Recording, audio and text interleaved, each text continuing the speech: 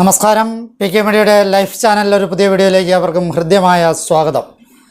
നമുക്കെല്ലാം പരിചിതമായ തുളസി എന്ന സസ്യത്തെയാണ് ഈ വീഡിയോയിലൂടെ നമ്മൾ കൂടുതൽ ഗഹനമായിട്ട് പഠിക്കുന്നത്.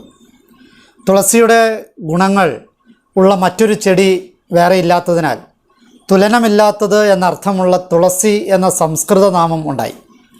ഇന്ത്യൻ സംസ്കാരത്തിലെ ഏറ്റവും ആദരണീയമായ സസ്യങ്ങളിൽ ഒന്നായ തുളസി ഔഷധ സസ്യമായും പുണ്യസസ്യമായും വീട്ടുമുറ്റത്തും ക്ഷേത്ര പരിസരങ്ങളിലുമൊക്കെ നട്ടുവളർത്താറുണ്ട്. ലാമിയേസി കുടുംബത്തിലെ ഒസിമം ജനുസിലെ സാങ്ക്ടം അഥവാ ടെനിയുഫ്ലോറം സ്പീഷീസാണ് തുളസി. ഇതിൻ്റെ പേരിന് പിന്നിലുള്ള കാര്യങ്ങൾ നോക്കാം. ഇതിൻ്റെ ശാസ്ത്രീയ നാമം ഒസിമം സാങ്ക്ടം എന്നും ഒസിമം ടെനിയുഫ്ലോറം എന്നുമാണ്. മലയാളത്തിൽ ഇതിനെ തുളസി, കൃഷ്ണ തുളസി, നീറ്റുപച്ച, വിഷ്ണുപ്രിയ എന്നൊക്കെ അറിയപ്പെടാറുണ്ട്. ലക്ഷ്മി ദേവിയുടെ പ്രതിരൂപമായതിനാൽ വിഷ്ണു ഭഗവാന്റെ പ്രിയപ്പെട്ടവൾ എന്ന അർത്ഥത്തിലാണ് വിഷ്ണുപ്രിയ എന്ന പേര് ഇതിന് ലഭിച്ചത്. ഇംഗ്ലീഷിൽ ഇതിനെ ഹോളി ബേസിൽ എന്നാണ് വിളിക്കുക. രാജകീയം എന്നർത്ഥമുള്ള ബേസിൽ എന്ന പദമാണ് വന്നത്. സംസ്കൃതത്തിൽ ഇതിനെ മാഞ്ചരി, കൃഷ്ണതുളസി, സുരസ, ഗ്രാമ്യ, സുരഭി, ബഹുമഞ്ജരി, ഭൂതഗ്നി, ദേവദുന്ദുഭി എന്നൊക്കെ വിളിക്കാറുണ്ട്. ഹിന്ദിയിലെ തുളസി എന്നും തുലസി എന്നും വിളിക്കാറുണ്ട്. തെലുങ്ക് ഭാഷയിലെ തുളജി എന്ന് വിളിക്കാറുണ്ട്. തമിഴ് ഭാഷയിലെ തുളസി എന്നും തുളജി എന്നും വിളിക്കാറുണ്ട്. കാണപ്പെടുന്ന സ്ഥലങ്ങളെ നോക്കാം. ഇന്ത്യയിലെ ഏതാണ്ട് എല്ലാ സ്ഥലങ്ങളിലും തന്നെ കണ്ടുവരുന്ന സസ്യമാണ് തുളസി. പ്രത്യേകിച്ച് ഹൈന്ദവ കുടുംബങ്ങളിലും ക്ഷേത്ര പരിസരത്തിലും ഇവയെ നട്ടുപിടിപ്പിക്കാറുണ്ട്. പരിസ്ഥിതി മൂല്യത്തെ നോക്കാം. അന്തരീക്ഷത്തെ ശുദ്ധീകരിക്കുന്നതിലും കൃമികീടങ്ങളെ ഇല്ലായ്മ ചെയ്യുന്നതിലും തുളസി വലിയ പങ്ക് വഹിക്കുന്നുണ്ട്. രൂപവരണം നോക്കാം. 1/2 മീറ്റർ മുതൽ 1 മീറ്റർ വരെ ഉയരത്തിൽ വളരുന്ന സസ്യമാണ് തുളസി.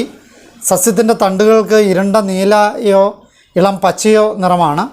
ധാരാളം ശാഖോപശാഖകളായി വളരുന്ന തുളസിയുടെ ഇലകൾ സമൂഹമായാണ് വിന്യസിച്ചിട്ടുള്ളത്. ഇലകളുടെ അരികുകൾ അഖണ്ഡമോ ദന്തുരമോ ഒക്കെ ആകാൻ സാധ്യതയുണ്ട്. ഇരുവശവും ലോമിലമാണ് ഇലകളുടെ. ഒപ്പം തന്നെ അത് ഗ്രന്ഥികളോട് കൂടിയതുമാണ് ഇലകൾ. പുഷ്പമഞ്ജരിക്ക് ഒരു പ്രധാന തണ്ടും അതിൽ പർവ്വങ്ങളും പർവ്വസന്ധികളും ഉണ്ടായിരിക്കും. പർവ്വസന്ധികളിൽ സമൂഹ വിന്യാസത്തിൽ 1-2 ജോഡി സഹപത്രങ്ങൾ കാണപ്പെടും. സഹപത്രങ്ങളുടെ കക്ഷ്യത്തിൽ നിന്ന് 3 പുഷ്പങ്ങൾ വീതം ഉണ്ടാകുന്നു. തുളസി കതിരുകൾ 3 എണ്ണമുള്ള കൂട്ടങ്ങളായിട്ടാണ് കണ്ടുവരുന്നത്.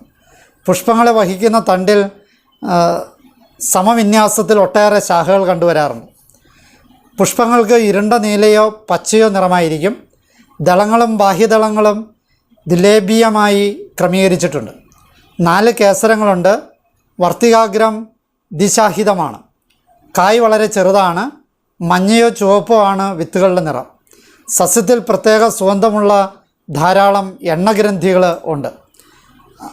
അതിലാണ് ഇളം നീല നിറത്തിലും പച്ച നിറത്തിലുമൊക്കെയുള്ള പൂക്കളുണ്ടാകുന്ന തണ്ട്. ഇനി ഇനങ്ങളെ നോക്കാം. തുളസികൾ പലവിധമുണ്ട്. എങ്കിലും ചുവന്ന തുളസിയും വെളുത്ത തുളസിയുമാണ് പ്രധാനം. പാൽമണമുള്ള തുളസി, ഗ്രാമ്പൂവിൻ്റെ മണമുള്ള തുളസി, മഞ്ഞളിൻ്റെ മണമുള്ള തുളസി, തേനിൻ്റെ മണമുള്ള തുളസി, രാമച്ചത്തിൻ്റെ മണമുള്ള തുളസി, ചെറുനാരങ്ങയുടെ മണമുള്ള തുളസി, വെളുത്തുള്ളിയുടെ മണമുള്ള തുളസി, പല പ്രാവശ്യം മണക്കുമ്പോൾ പല മണമുള്ള തുളസി എന്നിങ്ങനെ മണത്തിൻ്റെ അടിസ്ഥാനത്തിൽ തുളസികൾ പല ഇനമുണ്ട്. വെളുത്ത തുളസി, കറുത്ത തുളസി, കാട്ടുതുളസി, കർപ്പൂര തുളസി, വനതുളസി, മധുര തുളസി, രാമതുളസി, കൃഷ്ണ തുളസി എന്നിങ്ങനെ വിവിധതരം തുളസികളുമുണ്ട്. പാണ്ഡവതിരി അഥവാ അഗ്നിപത്രി എന്നറിയപ്പെടുന്ന ഒരിനം തുളസിയുണ്ട്. അതിൻ്റെ ഇല തിരിക്കു പകരം നിലവിളക്ക് കത്തിക്കാൻ ഉപയോഗിക്കാൻ കഴിയും. അഗ്നിപത്രിയുടെ തിരിയിട്ട് പഠന ക്ലാസ്സിൽ വിളക്ക് കത്തിച്ചാൽ അവിടെ ഉള്ളവരുടെ മനസ്സ് സ്വസ്ഥവും ശാന്തവും ഏകാഗ്രവുമൊക്കെ ആയിത്തീരും. വിത്സ് തുളസി എന്നൊരു തുളസിയുണ്ട്. ഇതിന് വിത്സിൻ്റെ മണമുണ്ടാകും. വിത്സ് തുളസിയുടെ ഇല തിരുമ്മി മണക്കുകയും അതിൻ്റെ ഇലയിട്ട് തിളപ്പിച്ച വെള്ളത്തിൽ ആവി കൊള്ളുകയും ചെയ്താൽ അലർജി മൂലമുള്ള തുമ്മലിന് നല്ല ശമനം കിട്ടുന്നതായി പറയപ്പെടുന്നുണ്ട്. പച്ചടല എന്ന പേരിൽ നാട്ടിലറിയപ്പെടുന്ന ഒരിനം തുളസിയുണ്ട്. ആകൃതി സാധാരണ തുളസിയുടേത് തന്നെയാണ്. പൂവിന് അല്പം നീല നിറമുണ്ടാകും. ഇതിന് നല്ല സുഗന്ധമുണ്ടാകും. ഇത് ശരീരത്തിൽ ധരിച്ചാൽ നല്ല സുഗന്ധം കിട്ടും. ഇതിൻ്റെ വിത്ത് വെള്ളത്തിലിട്ടാൽ കശകശ് പോലെ ജെല്ലാകും. അതുകൊണ്ട് ഇതിനെ കശകശ് തുളസി എന്നും പറയാറുണ്ട്. പൊതു ഉപയോഗങ്ങളെ നോക്കാം. തണുപ്പ് രാജ്യങ്ങളിൽ തുളസി ഇല ഉണക്കി ഹെർബൽ ടീ ആയിട്ട് ഉപയോഗിക്കാറുണ്ട്. സോപ്പ്, ഷാമ്പു, സുഗന്ധദ്രവ്യങ്ങൾ എന്നിവയിൽ തുളസി ഒരു ചേരുവയായിട്ട് ഉപയോഗിക്കാറുണ്ട്. തുളസി ഇലകൾ ഹെർബൽ ടൂത്ത് പേസ്റ്റിലെ ഒരു പ്രധാന ഘടകമാണ്. പ്രാണികളെയും കീടങ്ങളെയും അകറ്റാനുള്ള മരുന്നായും തുളസി ഉപയോഗിച്ചു വരാറുണ്ട്. ഈക്കോളി ബാക്ടീരിയയ്ക്കെതിരെ വലിയ നശീകരണ ശേഷി പ്രകടിപ്പിക്കുന്നതാണ് തുളസി. ശ്രീലങ്കയിൽ തുളസിയുടെ നീര് മികച്ച കൊതുക് നശീകരണയായ ലേപനമാണ്. ഒരു ചിരട്ടയിലോ വായ്വട്ടമുള്ള പാത്രത്തിലോ കുറച്ച് വെള്ളമെടുത്ത് അതിൽ കൃഷ്ണതുളസിയുടെ ഇല തിരുമ്മിച്ചേർത്ത് കൃഷിസ്ഥലത്ത് വയ്ക്കുക. കായ്ച്ചകൾ കൂട്ടമായി അതിൽ വീണ് നശിക്കുന്നത് കാണാൻ പറ്റും. അതിൽ ബൈഗോൺ പോലുള്ള അല്പം വിഷം കൂടി ചേർക്കുന്നത് നല്ലതാണ്. വിശ്വാസവും ആചാരവുമായിട്ട് ബന്ധപ്പെട്ട തുളസിയുടെ കാര്യങ്ങൾ നോക്കാം. ഹിന്ദുവിനും മുസ്ലിമിനും യൂതനും തുളസി ഒരു പുണ്യസസ്യമാണ്. ഹിന്ദുക്കൾ തുളസീദാസ് എന്നിങ്ങനെ പേരിടുന്നതും മുസ്ലിങ്ങൾ തുളസി എന്നർത്ഥമുള്ള റഖ്യാന എന്നൊക്കെ പേരിടുന്നതും അവരുടെ തുളസിയോടുള്ള ആദരവും വ്യക്തമാക്കുന്നതാണ്. സ്വർഗത്തിലെ പുഷ്പം റൈഹാൻ അഥവാ തുളസി എന്നാണ് പ്രവാചക മതം. ഭാരതത്തിലെ പല ആചാരങ്ങളിലും തുളസി ഉപയോഗിച്ചു വരുന്നുണ്ട്. പൂജകൾക്കും മാല കോർക്കാനും ഉപയോഗിക്കുന്ന തുളസി കേരളത്തിലെ മിക്ക ഹൈന്ദവ ഗ്രഹങ്ങളിലും മുറ്റത്ത് പ്രത്യേകമായി കെട്ടുന്ന തുളസിത്തറയിലുമൊക്കെ നട്ടുപിടിപ്പിക്കാറുണ്ട്. കേരളത്തിലൊഴികെ മറ്റ് ഇന്ത്യൻ സംസ്ഥാനങ്ങളിൽ ആചരിച്ചു വരുന്ന ആഘോഷമാണ് തുളസി പൂജ. തുളസിച്ചെടി ഹൈന്ദവ മതത്തിൽ ഏറ്റവും പവിത്രമാണ്. അതിൻ്റെ പവിത്രത കാത്തുസൂക്ഷിക്കാൻ ചില പ്രമാണങ്ങൾ പാലിക്കപ്പെടാറുണ്ട്. തുളസിയുടെ സമീപത്ത് അശുദ്ധമായി ചെല്ലാൻ പാടില്ലത്രേ. തുളസി നുള്ളുന്നത് പകൽ സമയത്ത് കിഴക്കോട്ട് തിരിഞ്ഞു വേണം എന്നാണ് ആചാരം. കർത്തവാവ്, ദ്വാദശി എന്നീ തിഥികളിലും സൂര്യചന്ദ്രഗ്രഹണകാലത്തും സന്ധ്യയ്ക്കും ഏകാദശിക്കും ചൊവ്വ വെള്ളി ദിവസങ്ങളിലും സംക്രാന്തിയിലും തുളസി നുള്ളരുത് എന്നാണ് പ്രമാണം. വൃന്ദ എന്നും അറിയപ്പെടുന്ന തുളസി സ്വർഗത്തിലേക്കുള്ള കവാടം അല്ലെങ്കിൽ ദൈവത്തിൻ്റെ വാസസ്ഥലമായ വൈകുണ്ഠവുമായി ബന്ധമുള്ളതാണെന്ന് ഹിന്ദുക്കൾ വിശ്വസിക്കുന്നു. തുളസിച്ചെടി ഭക്തരെ ദൈവത്തോട് കൂടുതൽ അടുക്കാനോ മോക്ഷം നേടാനോ സഹായിക്കുന്നുവെന്നാണ് വിശ്വാസം. തുളസിച്ചെടിയുടെ വിവിധ ഭാഗങ്ങൾ ദേവതകളുടെ വാസസ്ഥലമായി കണക്കാക്കപ്പെടുന്നുണ്ട്. കൂടാതെ തുളസി ലക്ഷ്മി ദേവിയുടെ ശാരീരിക അവതാരമാണെന്ന് വിശ്വാസമുണ്ട്. ഐശ്വര്യത്തിനും സമാധാനത്തിനും വേണ്ടി എല്ലാ ദിവസവും കുളിച്ച ശേഷം തുളസിച്ചെടിയെ പൂജിക്കാറുണ്ട്. തുളസിച്ചെടിയെ അല്ലെങ്കിൽ ലക്ഷ്മി ദേവിയെ ആരാധിക്കുവാൻ ആളുകൾ പ്രദക്ഷിണം വയ്ക്കാറുണ്ട്. തുളസിയുടെ ഇല, പൂവ്, കായ, വിത്ത്, വേര്, ചില്ല, തൊലി, തടി, മണ്ണ് ഇവയെല്ലാം തന്നെ പാവനമായിട്ട് കണക്കാക്കപ്പെടുന്നുണ്ട്. തുളസിയുടെ വിറകുകൊണ്ട് ദഹിപ്പിക്കുന്നവരുടെ ആത്മാവിന് പാപമുക്തി ഉണ്ടായി വിഷ്ണു ലോകത്തിൽ സ്ഥാനം ലഭിക്കുമെന്നാണ് വിശ്വാസം. തുളസിത്തീ കൊണ്ട് വിഷ്ണുവിന് ഒരു വിളക്ക് വെച്ചാൽ അനേക ലക്ഷം വിളക്കിൻ്റെ പുണ്യഫലം നേടുമെന്നും തുളസി അരച്ച് ദേഹത്ത് പൂശി വിഷ്ണുവിനെ പൂജിച്ചാൽ ഒരു ദിവസം കൊണ്ട് തന്നെ 100 പൂജയുടെയും 100 ഗോദാനത്തിൻ്റെയും ഫലം ലഭിക്കുമെന്നും പത്മപുരാണം 24-ാമത്തെ അധ്യായത്തിൽ പ്രസ്താവിക്കുന്നുണ്ട്. ഹിന്ദു വീടുകളിലെ മുൻകാലങ്ങളിൽ വീട്ടിൽ വിളക്ക് തെളിക്കും മുമ്പ് തുളസിത്തറയിൽ വിളക്ക് വയ്ക്കുമായിരുന്നു. രാത്രി വിളക്ക് കണ്ടാൽ ധാരാളം നിശാശലഭങ്ങളും ക്ഷുദ്രപ്രാണികളും അവിടെ എത്തും. അവ ദീപത്തിൽ തട്ടിയോ എണ്ണയിൽ വീണോ കൊല്ലപ്പെടുകയും ചെയ്യും. തന്മൂലം വീടിനുള്ളിലെ അവയുടെ ശല്യം തടയപ്പെടുകയും ചെയ്യും. നിശാശലഭങ്ങളിൽ കാണുന്ന പൊടി ശ്വസിക്കാനിടയാൽ പലതരം ശ്വസന രോഗങ്ങൾ ഉണ്ടാകാനായിട്ട് സാധ്യതയുണ്ട്. അതുകൊണ്ട് ആരോഗ്യത്തിൻ്റെ നന്മയ്ക്ക് കൂടിയാണ് അത് ചെയ്തിരുന്നത്. സിദ്ധയോഗ പരിശീലിക്കുന്നവർ മരണപ്പെട്ടു കഴിഞ്ഞാൽ ഇരുത്തിയാണ് സമാധി അടക്കുന്നത്. തുളസിയിലെയും കൂവളത്തിലെയും ഭസ്മവുമിട്ടാണ് സമാധി മൂടുന്നത്. അത് സമാധി അഴുകി പോകാതെ സംരക്ഷിക്കാൻ വേണ്ടിയിട്ട്. അനേകം വർഷങ്ങൾക്ക് ശേഷം സമാധി തുറന്നപ്പോഴും അഴുകാത്ത ശരീരം ഉണങ്ങിയ അവസ്ഥയിൽ കണ്ടതായിട്ടുള്ള സംഭവങ്ങൾ പറയപ്പെടുന്നുണ്ട്. തുളസിയിൽ സകല ദേവതകളും കുടികൊള്ളുന്നതായും സകല തീർത്ഥങ്ങളുടെയും ദിവ്യമായ സാന്നിധ്യം അടങ്ങിയിരിക്കുന്നതായും പറയപ്പെടുന്നു. അതുകൊണ്ടാണ് തീർത്ഥത്തിന് തുളസി പ്രധാനമായത്. ഉണക്കി സൂക്ഷിച്ചാൽ 1 വർഷം വരെ തുളസി പൂജയ്ക്കെടുക്കാനായിട്ട് വിധിയുണ്ട്. വൈഷ്ണവ ദർശനമനുസരിച്ച് തുളസി ചെടിയുടെ ഇലകൾ മഹാവിഷ്ണുവിനെ ഏറ്റവും പ്രസാദിപ്പിക്കുന്നതാണ്.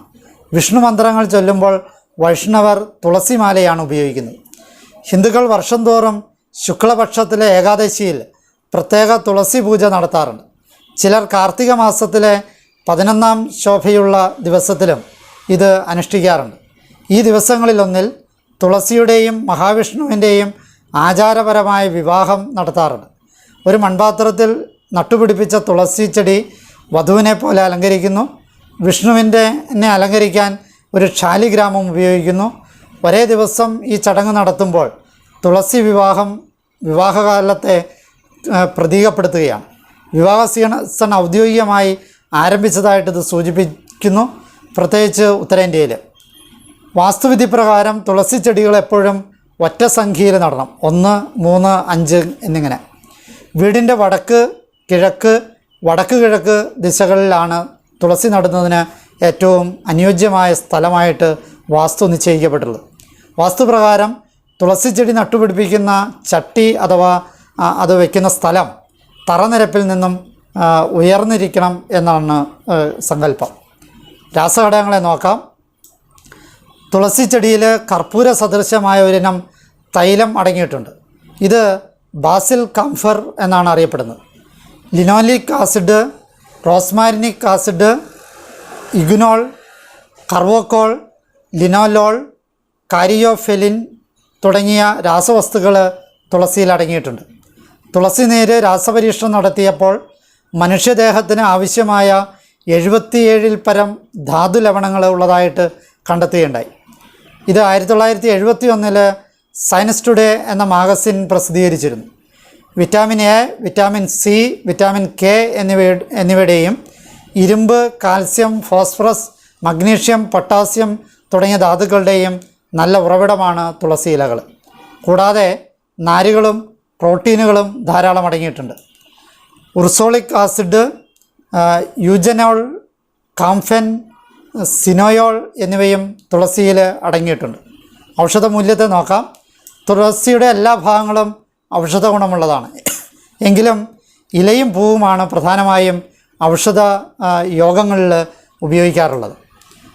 തുളസി ജലദോഷം, പനി, ചുമ, കഫം, മലേറിയ, ഡെങ്കി, ഉദരകൃമി, തൊണ്ടവേദന, ഉദരരോഗങ്ങൾ, ത്വക്ക് രോഗങ്ങൾ, വാദം, ഹൃദ്രോഗം, തേൾവിഷം, ചിലന്തി വിഷം, പാമ്പ് വിഷം മുതലായവ ശമിപ്പിക്കുന്നതാണ്.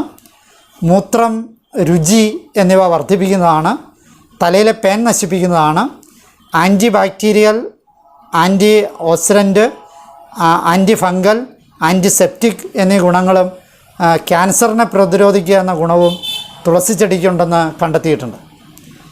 നീലി തുളസിയാദി കഷായം, ശീതജ്വരാദി കഷായം, വില്വാദി ഗുളിക, മാനസമിത വടകം മുതലായവയിൽ തുളസി ഒരു മുഖ്യ ചേരുവയാണ്. ഔഷധ പ്രയോഗങ്ങളെ നോക്കാം. 1. തുളസിയില തണലത്തിട്ടുണക്കി പൊടിച്ച് നാസികാചൂർണമായി മൂക്കിപ്പൊടിയായിട്ട് ഉപയോഗിച്ചാൽ ജലദോഷം, മൂക്കടപ്പ്, പീനസം എന്നിവയ്ക്ക് ശമനമുണ്ടാകും. 2. 10 മില്ലി തുളസിയില നീര് 10 മില്ലി തേനും ചേർത്ത് ദിവസവും 3 നേരം കുടിച്ചു കഴിഞ്ഞാൽ വസൂരിക്ക് ശമനമുണ്ടാകും. 3. തുളസിയുടെ ഇല, പൂവ്, മഞ്ഞൾ, തഴുതാമ എന്നിവ സമമെടുത്ത് അരച്ച് വിഷബാധയേറ്റ ഭാഗത്ത് പുരട്ടുകയും അതോടൊപ്പം 6 ഗ്രാം വീതം ദിവസവും 3 നേരം എന്ന കണക്ക് 7 ദിവസം വരെ കഴിക്കുകയും ചെയ്താൽ ശരീരത്തിലെ വിഷാംശം പൂർണ്ണമായി നശിക്കുന്നതാണ്. 4. തുളസിയില കഷായം വെച്ച് പല തവണയായി കവിൾ കൊണ്ടു കഴിഞ്ഞാൽ വായ്നാറ്റം മാറുന്നതാണ്. 5. തുളസിയില ഇടിച്ചു പിഴിഞ്ഞ നീരിൽ കുരുമുളക് പൊടി ചേർത്ത് കഴിച്ചാൽ ജ്വരം ശമിക്കുന്നതാണ്. 6. തുളസിയില തിരുമ്മി മണക്കുന്നതും തുളസിയില ഇട്ട് പുക ഏൽക്കുന്നതും പനി മറ്റുള്ളവരിലേക്ക് വരുന്നത് തടയാനായിട്ട് സഹായിക്കുന്നതാണ്. 7. തുളസിയില ഇട്ട് തിളപ്പിച്ചാറിയ വെള്ളം 2 തുള്ളി വീതം കണ്ണിലൊഴിച്ചാൽ ചെങ്കണ്ണ് മാറുന്നതാണ്. 8. തുളസിയിലയും ചെറിയ ഉള്ളിയും കൂടി ഇടിച്ചു പിഴിഞ്ഞ നീര് 2 തുള്ളി വീതം രാവിലെയും വൈകിട്ടും കണ്ണിലൊഴിച്ചാൽ ചെങ്കണ്ണും കണ്ണ് സംബന്ധമായ മറ്റ് ചെറിയ പ്രശ്നങ്ങളുമൊക്കെ മാറുന്നതാണ്. 9. തുളസിയിലയും പാടക്കിഴങ്ങും ചേർത്തരച്ച് പുരട്ടിയാൽ മുഖക്കുരു മാറുന്നതാണ്. 10 ചിലന്തി വിഷത്തിന് 1 സ്പൂൺ തുളസി നീരും 1 കഷ്ണം പച്ചമഞ്ഞളും കൂടി അരച്ചു പുരട്ടിയാൽ ശമനമുണ്ടാകുന്നതാണ്. 11 തുളസിയില ഇട്ട വെള്ളം തിളപ്പിച്ച് പതിവായി കുടിച്ചു കഴിഞ്ഞാൽ രക്തശുദ്ധി കൈവരികയും അലർജി പോലുള്ള രോഗങ്ങൾക്ക് ശമനമുണ്ടാവുകയും ചെയ്യും. 12 മഞ്ഞപ്പിത്തം, മലേറിയ, വയറുകടി എന്നീ രോഗങ്ങളുടെ ശമനത്തിന് തുളസിയിലയുടെ ചാറ് രാവിലെയും വൈകിട്ടും 1 സ്പൂൺ വീതം പതിവായി സേവിക്കുന്നത് ഗുണം ചെയ്യും. 13 തുളസിയിലയുടെ ചാറും 5 മില്ലി തേനും ചേർത്ത് പതിവായി 3 നേരം കഴിച്ചാൽ ജീർണകാസവും ജ്വരവും സുഖപ്പെടും. വസൂരി, ലഘുവസൂരി രോഗങ്ങൾക്കും ഇത് ഫലപ്രദമാണ്. 14 രാത്രി തുളസിയില ഇട്ട് വെച്ചിരുന്ന വെള്ളം കുടിക്കുന്നത് ശരീരത്തിലെ ഓക്സിജൻ്റെ അളവ് വർദ്ധിപ്പിക്കുന്നതാണ്. കോവിഡൊക്കെ വന്ന് ഓക്സിജൻ്റെ അളവ് ശരീരത്തിൽ കുറയാറുണ്ട്, അതിനത് പ്രയോഗിക്കാവുന്നതാണ്. 15 ചുക്ക്, കുരുമുളക്, തിപ്പലി, തുളസി വിത്ത് എന്നിവ ഉണക്കി പൊടിച്ച് സേവിച്ചാൽ തുമ്മലും കഫവും ശമിക്കുന്നതാണ്. 16 തേൾ കുത്തിയാൽ കുത്തേറ്റ ഭാഗത്തെ ചെവി അടച്ചു പിടിച്ച് മറുവശത്തെ ചെവിയിൽ തുളസിയുടെ ഇലയും കുരുമുളകും കൂടി വായിലിട്ട് ചവച്ച് ഊതുക. 10 മറ്റൊരാൾ ചെയ്തു കൊടുക്കണം. 10 സെക്കൻഡിനകം തേൾവിഷം ഒഴിയും, വേദനയും ചുണ്ടിൻ്റെ തരിപ്പും മാറുന്നതാണ്. 17 തുളസി വിത്ത് അരച്ച് പാൽ ചേർത്ത് തിളപ്പിച്ച് സേവിച്ചാൽ പുരുഷന്മാരുടെ സെമൻ കൗണ്ട് വർദ്ധിക്കുന്നതാണ്. 18 കൃഷ്ണ തുളസിയുടെ ഇലനീര്, ഇഞ്ചി നീര്, മുയൽ ചെവിയൻ്റെ നീര്, കരിനൊച്ചിയില നീര് എന്നിവ സമമായി എടുത്ത് തേൻ ചേർത്ത് സേവിച്ചാൽ ചുമ, കുറുകുറുപ്പ്, ഒച്ചയടപ്പ്, തൊണ്ടവേദന, നീരിറക്കം, പനി മുതലായവ ശമിക്കും. കോവിഡിനും ഫലപ്രദമാണ്. 10 കൃഷ്ണ തുളസി കതിരും ഇലയും പിഴിഞ്ഞ നീരും വാട്ടിപ്പിഴിഞ്ഞ് അരിച്ച അമനീരും ചെവിയിലൊഴിച്ചാൽ കേൾവിക്കുറവ് ഒരു പരിധിവരെ പരിഹരിക്കാവുന്നതാണ്. 20 ചെറിയ കൃഷ്ണ തുളസിയുടെ ഇല ചവച്ചിറക്കിയാൽ കഫമിളകി പോവുകയും ചുമ ശമിക്കുകയും ചെയ്യും. 21 കൃഷ്ണ തുളസിയുടെ നീരിൽ ചുവന്ന ചന്ദനം അരച്ച് തേച്ച് കഴിഞ്ഞാൽ മുഖക്കുരുവിൻ്റെ കലകൾ ശമിക്കും, കഴിവതും നിറവ്യത്യാസവും മാറുകയും ചെയ്യും. 22 തുളസി സ്വരസാദി തൈലം തേച്ച് കുളിച്ചു കഴിഞ്ഞാൽ വിട്ടുമാറാത്ത ജലദോഷം, പീനസം, തുമ്മൽ മുതലായവ ശമിക്കുന്നതാണ്. 23 4-5 തുളസിയിലയും 4-5 കുരുമുളകും കൂടി ചതച്ച് അതിൽ വെളിച്ചെണ്ണ ഒഴിച്ച് ചൂടാക്കി വെള്ളം വറ്റിച്ച്, അതായത് അതിൻ്റെ പൊട്ടൽ നിൽക്കുമ്പോൾ വാങ്ങി അരിച്ച് ആറി ഇളം ചൂടിൽ തലയിൽ വെച്ച് അരമണിക്കൂറിന് ശേഷം കുളിക്കുക. നീരിറക്കവും തലയ്ക്ക് ഭാരവും തലവേദനയും ഒക്കെ പെട്ടെന്ന് ശമിക്കുന്നതായിരിക്കും. 24 തുളസിയിലയും എരിക്കിലയും കൂവളത്തിലയും വെളുത്തുള്ളിയും കൂടി ചതച്ച് പച്ചമഞ്ഞളും കുരുമുളകും കൂട്ടി കാച്ചി അരിച്ച് ചെവിയിലൊഴിക്കുക. ചെവിയിലെ പഴുപ്പ്, ദുർഗന്ധം, കാതിൽ അഴുക്ക് അടിയൽ മുതലായ കർണരോഗങ്ങൾ ശമിക്കുന്നതാണ്. 25 പാമ്പ്, തേള്, പഴുതാര മുതലായവ കടിച്ചു കഴിഞ്ഞാൽ ആശുപത്രിയിൽ അല്ലെങ്കിൽ വൈദ്യൻ്റെ അടുത്ത് എത്തും വരെ തഴുതാമയിലയും തുളസിയിലയും പച്ചമഞ്ഞളും കൂടി അരച്ച് നെല്ലിക്ക അളവിൽ ഇടയ്ക്കിടയ്ക്ക് കൊടുക്കുക. വിഷത്തിന് നല്ലൊരു പ്രഥമ ശുശ്രൂഷ കൂടിയാണിത്. 26 തുളസി പൂക്കുല, തിപ്പലി, വയമ്പ് ഇവ സമം ചൂർണമാക്കി 4 ഇരട്ടി ശർക്കര ചേർത്ത് വെച്ച് തേനിൽ ചാലിച്ച് ചുണ്ടയ്ക്ക അളവിൽ കഴിച്ചു കഴിഞ്ഞാൽ കുട്ടികളുടെ ചുമയ്ക്ക് ഉത്തമമാണ്. 27 തുളസി നീരും കയ്യോന്നിയുടെ ചാറും ചേർത്ത് കാതിൽ തുള്ളിയായി ഒഴിച്ചാൽ കാതുവേദന, പഴുപ്പ്, നീരൊലിപ്പ് എന്നിവ മാറുന്നതാണ്. 28 തുളസി ഒരു പിടി, മരുതുംപട്ട 40 ഗ്രാം എന്നിവ 1 ലിറ്റർ വെള്ളത്തിൽ കഷായമാക്കി 1/4 ലിറ്ററാക്കി പിഴിഞ്ഞരിച്ച് 2 കരണ്ടി തേൻ ചേർത്ത് ഒരു ദിവസം 6 തവണ കഴിക്കുക. ഇങ്ങനെ 21 ദിവസം കഴിച്ചാൽ അമിതമായ ഹൃദയത്തുടിപ്പും നെഞ്ചുവേദനയും കിതപ്പും മാറുന്നതാണ്. 29 തുളസിയുടെ കതിർ നുള്ളിയെടുത്ത് വെയിലിൽ ഉണക്കിയ ശേഷം നല്ലവണ്ണം തിരുമുക. അതിൻ്റെ അരി വേർതിരിയും. അത് ഊതിപ്പറത്തിയാൽ അതിൻ്റെ തവിടൊക്കെ പോയി അരി മാത്രം അവശേഷിക്കും. ഈ അരി സൂക്ഷിച്ച് വെച്ചിരുന്ന് 1 നുള്ളു വീതം എടുത്ത് 1 ഗ്ലാസ് വെള്ളത്തിലിട്ട് അരമണിക്കൂർ വെച്ചിരുന്ന ശേഷം കുടിക്കുക. വേനൽക്കാലത്ത് ശരീരത്തിലുണ്ടാകുന്ന അത്യുഷ്ണം ശമിച്ച് ശരീരത്തിന് നല്ല കുളിർമയുണ്ടാകും. 30 തുളസിക്കതിർ ഉണക്കി വേർതിരിച്ചെടുക്കുന്ന അരി 3 എണ്ണം കണ്ണിലിട്ട് കണ്ണടച്ച് 10 മിനിറ്റ് കിടക്കുക. ഒരസ്വസ്ഥ ഉണ്ടാവില്ല, കണ്ണിന് നല്ല കുളിർമ കിട്ടും. ഇത് കണ്ണിൽ ചെന്ന് നനഞ്ഞു കഴിയുമ്പോൾ ഒരു ജെല്ല് രൂപത്തിലാകും. ഈ ജെല്ല് കണ്ണിലെ മാലിന്യങ്ങൾ നീക്കം ചെയ്യും. 31 2-3 ഗ്രാം തുളസി വിത്ത് പൊടിച്ച് സേവിച്ച് കഴിഞ്ഞാൽ ജലദോഷവും പനിയും പെട്ടെന്ന് ശമിക്കുന്നതാണ്. 32 തുളസിയും കുരുമുളകും കൂട്ടി ചവച്ചരച്ച് നീരിറക്കിയാൽ ദഹനത്തിനും ഇക്കിളിനും നല്ലതാണ്. 33 പനിക്കൂർക്കയില, തുളസിയില, മുയൽ ചെവിയാൻ, പൂവാങ്കുരുന്തൽ, ആടലോടകത്തില എന്നിവ സമമെടുക്കുക. കുരുമുളക് വള്ളി, അതിന് കൊടിഞ്ഞാലി, ഞാറുകാലി എന്നൊക്കെ പറയും. ആ കുരുമുളക് വള്ളി ഒരു പിടി, ചുവന്നുള്ളി ഒരു കഷ്ണം എന്നിവയും കൂട്ടി പൂവൻ വാഴയുടെ ഇലയിൽ പൊതിഞ്ഞ് കനലിൽ വാട്ടി വാഴയില നീക്കി തിരുമ്മി പിഴിഞ്ഞ് അല്പം നെറുകയിൽ വെച്ച് ബാക്കി സേവിക്കുകയും ചെയ്യാം. 1-2 ദിവസം സേവിച്ചാൽ സാമാന്യം പനിയും ജലദോഷവും ചുമയും മാറുന്നതാണ്. ഇത് തന്നെ ഈ ഉണ്ടാക്കിയ സാധനം തന്നെ 4 ഗ്ലാസ് വെള്ളത്തിൽ കഷായം വെച്ച് 1 ഗ്ലാസ് ആക്കി 1/2 ഗ്ലാസ് വീതം രാവിലെയും വൈകിട്ടും സേവിച്ചാൽ ഇതേ ഗുണം കിട്ടുന്നതാണ്. 34 തുളസി നീരിൽ കല്ലുപ്പ് ചേർത്ത് സേവിച്ചു കഴിഞ്ഞാൽ വിശപ്പില്ലായ്മ ശമിക്കുന്നതാണ്.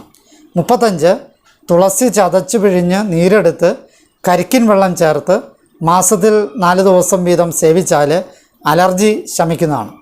36 മൂക്കടപ്പ്, പീനസം എന്നിവയ്ക്ക് തുളസിയും കരിഞ്ജീരകവും ഉണക്കിപ്പൊടിച്ച് മൂക്കിൽ വലിച്ചു കഴിഞ്ഞാൽ ശമനം കിട്ടുന്നതാണ്. 37 പുഴുക്കടിയുള്ള ഭാഗത്ത് തുളസിയില നാരങ്ങാ നീരിൽ അരച്ച് ഇടുന്നത് നല്ലതാണ്. 38 തുളസി നീര് ശരീരത്തിൽ തേച്ച് കഴിഞ്ഞാൽ അവിടെ തേനീച്ച കുത്തുകയില്ല. 39 തുളസി നീരിൽ കൊട്ടവും ചന്ദനവും അരച്ച് കൽക്കം ചേർത്ത് വെളിച്ചെണ്ണ കാച്ചി തേച്ച് കഴിഞ്ഞാൽ നീരിറക്കവും അനുബന്ധ രോഗങ്ങളും ശമിക്കുന്നതാണ്. 40 തുളസിയുടെ വേര് അരച്ച് ചെറു ചൂടുള്ള വെള്ളത്തിൽ സേവിച്ച് കഴിഞ്ഞാൽ കൃമികൾ നശിക്കുന്നതാണ്. 41 1 ലിറ്റർ വെള്ളം തിളപ്പിച്ച ശേഷം വെള്ളത്തിൽ 5 തുളസിയിലയിട്ട് മൂടി ആവി പിടിക്കാൻ ഉപയോഗിക്കാവുന്നതാണ്. വെള്ളത്തിലിട്ട് തിളപ്പിക്കരുത്. വെള്ളം തിളച്ച ശേഷം ഇലയിടുന്നതാണ് ഔഷധത്തിന് കൂടുതൽ നല്ലത്. അതുപോലെ തന്നെ 5 ഇലയിൽ കൂടുതൽ ഇടുന്നതും അത്ര നല്ലതല്ല. 42 ചിക്കൻ പോക്സ് മൂലം തൊലിയിലുണ്ടാകുന്ന കലകൾക്ക് തുളസിയില നീരും തേനും ഓരോ സ്പൂൺ ഉള്ളിൽ കഴിക്കുകയും കലകളിൽ പുരട്ടുകയും ചെയ്താൽ കലയും കുഴിവും ഒക്കെ ശമിക്കുന്നതാണ്. 43 ചുമ, ന്യൂമോണിയ എന്നിവയ്ക്ക് തുളസി നീരും തേനും ചേർത്ത് ദിവസം 3 നേരം കഴിക്കുന്നത് ശമനം കിട്ടുന്നതാണ്. 44 അതിസാരം, വയറുകടി, പനി, ജലദോഷം എന്നിവയ്ക്ക് തുളസി നീര്, സവാള നീര്, തേനും ചേർത്ത് 2-3 നേരം കുടിക്കുന്നത് ശമനം ഉണ്ടാക്കുന്നതാണ്. 45 ചെവി വേദനയ്ക്ക് തുളസിയുടെ നീര് 2-3 തുള്ളി വീതം 3 നേരം വീതം 2 ദിവസം ഉറ്റിക്കുന്നത് നല്ലതാണ്. 46 കുരു, പരു എന്നിവയ്ക്ക് തുളസിയില അരച്ചു പുരട്ടുന്നത് നല്ലതാണ്. 47 നാഡീ തളർച്ച, ബലക്ഷയം എന്നിവയ്ക്ക് 10 ഗ്രാം തുളസി വേര് പൊടിച്ച് നെയ്യ് ചേർത്ത് രാവിലെ വെറും വയറ്റിൽ കഴിക്കുക. 48 തുളസിയിലയും മഞ്ഞളും ചേർത്ത് വെറും വയറ്റിൽ കഴിക്കുന്നത് അൾസറിനും അലർജിക്കും നല്ലതാണ്. 49 തുളസിയില നീരിൽ കുരുമുളക് പൊടി ചേർത്ത് കഴിച്ചാൽ മഞ്ഞപ്പിത്തത്തിന് നല്ലതാണ്. 50 ഉറക്കം കിട്ടാനായിട്ട് തുളസിയില നെറ്റിയിൽ അരച്ചിടുന്നത് നല്ലതാണ്. 51 തുളസി ഓയിൽ, അത് മാർക്കറ്റിൽ മേടിക്കാൻ കിട്ടും, 3-4 തുള്ളി തിളച്ച വെള്ളത്തിലൊഴിച്ച് ആവി പിടിച്ചാൽ ജലദോഷവും കഫക്കെട്ടും ശമിക്കുന്നതാണ്. 52 തുളസി ഓയിൽ ഉള്ളം കൈയിൽ തള്ളവിരലിന് താഴെയായിട്ട് തിരുമിയാൽ കഫക്കെട്ട് കുറയുന്നതാണ്. 53 തുളസി ഓയിൽ നെറ്റിയിൽ പുരട്ടിയാൽ തലവേദന ശമിക്കുന്നതാണ്. 54 ഉറങ്ങുമ്പോൾ തലയിണയിൽ തുളസി ഇലകൾ ഇടുകയോ തുളസിയില മുടിയിൽ തിരുകുകയോ ചെയ്താൽ പേൻ പോകുന്നതാണ്. ചരിത്രപരമായ കാര്യങ്ങളെ നോക്കാം. ആയിരക്കണക്കിന് കൊല്ലം മുമ്പ് തന്നെ ആയുർവേദ ഭിഷഗ്വരന്മാർ, നമ്മുടെ പൂർവികർ, തുളസിച്ചെടിയിലെ അമൂല്യമായ ഔഷധങ്ങളെക്കുറിച്ച് അറിഞ്ഞിരുന്നതായിട്ട് കൃത്യമായ രേഖകൾ കാണാൻ പറ്റും. ഉഷ്ണവീര്യമുള്ള തുളസിയെക്കുറിച്ച് വേദങ്ങളിലും പുരാണങ്ങളിലും പരാമർശമുണ്ട്. ചരകസംഹിതയിൽ പിരിമുറുക്കം കുറയ്ക്കാനായിട്ട് കഴിവുള്ള ഔഷധമായി തുളസിയെ അവതരിപ്പിക്കുന്നുണ്ട്. കൃഷി വിവരങ്ങളെ നോക്കാം. കാർഷിക ആവശ്യത്തിനായി ശേഖരിച്ച വിത്തുകൾ ചാണകം, മണൽ എന്നിവ കൂട്ടിക്കലർത്തിയ പൊടിമണ്ണിൽ വിതറി ചെറുനന നൽകി മുളപ്പിച്ച് തൈകളെടുക്കാവുന്നതാണ്. മുളച്ച് 2 ആഴ്ചയ്ക്ക് ശേഷം നന്നായി അടിവളം ചേർത്ത മണ്ണിലേക്ക് പറിച്ചു നട്ട് വളർത്തിയെടുക്കാം. പറിച്ചു നടുന്ന സമയത്ത് സ്ഥലത്തിന് നല്ല സൂര്യപ്രകാശം ലഭിക്കണം. 15 ദിവസം കൂടുമ്പോൾ ചാണകപ്പൊടി അടിയിൽ വിതറി മണ്ണ് മേലെ കൂട്ടി കൊടുക്കുന്നത് നല്ലതാണ്. അല്ലെങ്കിൽ ഇവ മറിഞ്ഞു പോകാനായിട്ട് സാധ്യതയുണ്ട്. ചെടിയുടെ ചുവട്ടിൽ വെള്ളം കെട്ടി നിൽക്കരുത്. അങ്ങനെ നിന്നാൽ ചെടി മൊത്തം ചീഞ്ഞു പോകാനായിട്ട് സാധ്യതയുണ്ട്. വേനൽക്കാലത്ത് ദിവസവും നന നിർബന്ധമാണ്. മഴക്കാലത്ത് വേര് പൊന്താതിരിക്കാൻ അതിൻ്റെ മൂട്ടിൽ മണ്ണിട്ട് കൂട്ടി കൊടുക്കണം. നല്ല പ്രതിരോധശേഷിയുള്ള ചെടിയാണ് തുളസി. എന്നാലും ചിലപ്പോൾ ചില ചെടികൾക്ക് രോഗങ്ങൾ ഉണ്ടാകാറുണ്ട്. അവയെ സംരക്ഷിക്കാൻ വേണ്ടി സാധാരണ പച്ചക്കറികൾക്ക് ഉപയോഗിക്കുന്ന ജൈവ കീടനാശിനികൾ തന്നെ ഉപയോഗിക്കാവുന്നതാണ്. ശ്രദ്ധിക്കേണ്ട കാര്യങ്ങൾ, ശുദ്ധിയുമായിട്ട് ബന്ധപ്പെട്ട കാര്യങ്ങളെയൊക്കെ നോക്കാം. തുളസി സന്ധ്യ കഴിഞ്ഞാൽ പറിക്കരുത് എന്നാണ് ശാസ്ത്രം. ശാസ്ത്രീയമായി ചിന്തിച്ചാൽ തുളസിയിലെ ഏതൊരു സസ്യത്തിലെയും ഫോട്ടോസിന്തസിസ് രാത്രി നിൽക്കും. തന്മൂലം ഭജിക്കപ്പെടാത്ത പോഷകങ്ങളുടെ അളവ് വർദ്ധിക്കും. പകൽ കാർബൺ ഡൈ ഓക്സൈഡ് ആഗീകരണം ചെയ്ത് ഓക്സിജൻ പുറത്തുവിടുന്നു. സന്ധ്യ കഴിഞ്ഞാൽ ഓക്സിജൻ സ്വീകരിച്ച് കാർബൺ ഡൈ ഓക്സൈഡ് പുറത്തുവിടുന്നു. ഒരു പക്ഷേ ഈ നെഗറ്റീവുകളുടെ വർധന കൊണ്ടായിരിക്കാം സന്ധ്യയ്ക്ക് ശേഷം തുളസി പറിക്കരുത് എന്ന് പറയാൻ കാരണം. പാർശ്വഫലങ്ങളെ നോക്കാം. ഹൈപ്പോതൈറോയ്ഡ് രോഗികൾ തുളസി ഉപയോഗിച്ചാൽ രോഗം വർദ്ധിക്കും. തുളസിയില ഇട്ട് തിളപ്പിച്ച വെള്ളം കൂടുതലായിട്ട് പതിവായി കഴിക്കരുത്. അത് ലൈംഗിക ഹോർമോണിൻ്റെ അളവിനെ കുറയ്ക്കുന്നതാണ്. തന്മൂലം ബീജത്തിൻ്റെ കൗണ്ട് കുറഞ്ഞെന്നും വരാം. അതേസമയം തുളസിയുടെ വിത്ത് ബീജത്തിൻ്റെ കൗണ്ട് കൂട്ടുന്നതുമാണ്. തുളസി ഇലയിൽ ധാരാളം അയൺ അടങ്ങിയിട്ടുണ്ട്. എങ്കിലും ഗർഭിണികൾക്ക് തുളസി കൂടുതലായിട്ട് നിർദ്ദേശിക്കാറില്ല. ഇത് ഗർഭാശയത്തിൻ്റെ സങ്കോച വികാസങ്ങളെ ഉദ്ദീപിക്കുന്നതുകൊണ്ട് ബ്ലീഡിംഗ് ഉണ്ടാകാനായിട്ട് സാധ്യതയുണ്ട്. തുളസിയുടെ ചുവട്ടിൽ അറിയാതെ മൂത്രമൊഴിച്ചു കഴിഞ്ഞാൽ സദാ മൂത്രശങ്ക ഉണ്ടാകാനായിട്ട് സാധ്യതയുണ്ട്. തുളസിയുടെ ചുവട്ടിൽ അറിഞ്ഞുകൊണ്ട് മൂത്രമൊഴിച്ചാൽ കിഡ്നി രോഗം വരാനായിട്ട് സാധ്യതയുണ്ട്. ഇതൊക്കെ സാധ്യതയാണ്, ഉറപ്പുള്ള കാര്യമൊന്നുമല്ല. 3 ദിവസം തുളസി ചുവട്ടിൽ മൂത്രമൊഴിച്ചാൽ മൂത്രച്ചുടിച്ചിൽ, മൂത്രത്തിൽ പഴുപ്പ് മുതലായവ വരാൻ സാധ്യതയുണ്ട്. കലയും സാഹിത്യവുമായിട്ട് ബന്ധപ്പെട്ട കാര്യങ്ങളെ നോക്കാം. പല തിയേറ്ററുകൾക്കും അതുപോലെ തന്നെ കലാസമിതികൾക്കുമൊക്കെ തുളസി എന്ന പേര് ചേർക്കാറുണ്ട്. തുളസി എന്ന പല വ്യക്തികൾക്കും പേര് കൊടുക്കാറുണ്ട്. കൊല്ലം തുളസി എന്ന പേരിൽ ഒരു നടനും തുളസി ശിവമണി എന്ന പേരിൽ ഒരു നടിയുമൊക്കെ നമുക്ക് പരിചിതമാണ്. തുളസി, കാട്ടുതുളസി, കൃഷ്ണതുളസി എന്ന പേരിലെല്ലാം മലയാള സിനിമകളുണ്ട്. ഒട്ടേറെ കവിതകൾക്ക് തുളസി അടിസ്ഥാന വിഷയമോ ഉപവിഷയമോ ഒക്കെ ആയിട്ടുണ്ട്. അടിമകൾ എന്ന സിനിമയിൽ വയലാർ രാമവർമ്മ എഴുതി ജി ദേവരാജൻ സംഗീതം നൽകി പി സുശീല ആലപിച്ച ഗാനം ആരംഭിക്കുന്നത് ചെത്തിമന്ദാരം തുളസി എന്നാണ്. കാട്ടുതുളസി എന്ന സിനിമയിൽ വയലാർ എഴുതി MS ബാബുരാജ് സംഗീതം നൽകി PB ശ്രീനിവാസ് ആലപിച്ച ഗാനം ആരംഭിക്കുന്നത് തുളസി തുളസി വിളി കേൾക്കൂ എന്നാണ്. KJ യേശുദാസ് ആലപിച്ച പ്രശസ്തമായ ഒരു ലളിതഗാനം ആരംഭിക്കുന്നത് തുളസി കൃഷ്ണ തുളസി എന്നാണ്. ഒട്ടേറെ കവിതകൾക്ക് അതുപോലെ തന്നെ കലാ സാഹിത്യങ്ങൾക്കുമൊക്കെ തുളസി മുഖ്യ വിഷയമായിട്ടുണ്ട്. തുളസിയുമായി ബന്ധപ്പെട്ട ചില കൗതുകങ്ങളെ നോക്കാം. ഇരിങ്ങാലക്കുട കൂടൽമാണിക്യ ക്ഷേത്രത്തിൻ്റെ കോമ്പൗണ്ടിൽ ഒട്ടേറെ സ്ഥലമുണ്ട്. അവിടെ തുളസി നട്ടാൽ പൊടിക്കില്ല, അത് നന്നാകില്ല എന്നതൊരു പ്രത്യേകമായ പ്രതിഭാസമാണ്. തുളസി സൂക്ഷ്മാണുക്കളെ ആഗീകരണം ചെയ്ത് നശിപ്പിക്കും. ബാക്ടീരിയ മുതലായ സൂക്ഷ്മാണുക്കളെ ഭക്ഷിക്കുന്ന ജീവികളാണ് കടന്നലും വേട്ടാവിളിയും. ഇവ ഭക്ഷണം തേടി ദിവസവും ഏറെക്കുറെ 11 കിലോമീറ്റർ വരെ സഞ്ചരിക്കാറുണ്ടെന്നാണ് പറയപ്പെടുന്നത്. വേട്ടാവിളിയൻ സാധാരണ വെള്ളം കെട്ടിക്കിടക്കുന്ന അടുക്കള ഭാഗത്തും കുളിമുറിയുടെ ഭാഗത്തും ഒക്കെയാണ് കൂടുണ്ടാക്കുന്നത്. എന്നാൽ ഇവയെ തുളസിക്ക് സമീപം കാണാറില്ല എന്നുള്ളത് പ്രത്യേകം ശ്രദ്ധിക്കേണ്ട ഒരു കാര്യമാണ്. തുളസിയെ സംബന്ധിച്ച ഈ വലിയ അറിവുകൾ നിങ്ങൾക്ക് പ്രയോജനപ്പെടട്ടെ എന്ന് ആശംസിക്കുന്നു. ഔഷധപ്രയോഗങ്ങൾ തീർച്ചയായിട്ടും വിദഗ്ധനായ വൈദ്യൻ്റെ മേൽനോട്ടത്തിൽ വേണം ചെയ്യാനെന്ന കാര്യം ഓർമ്മപ്പെടുത്തുന്നു. എന്നെ ശ്രവിച്ച നിങ്ങൾക്ക് നന്ദി. നല്ല നമസ്കാരം.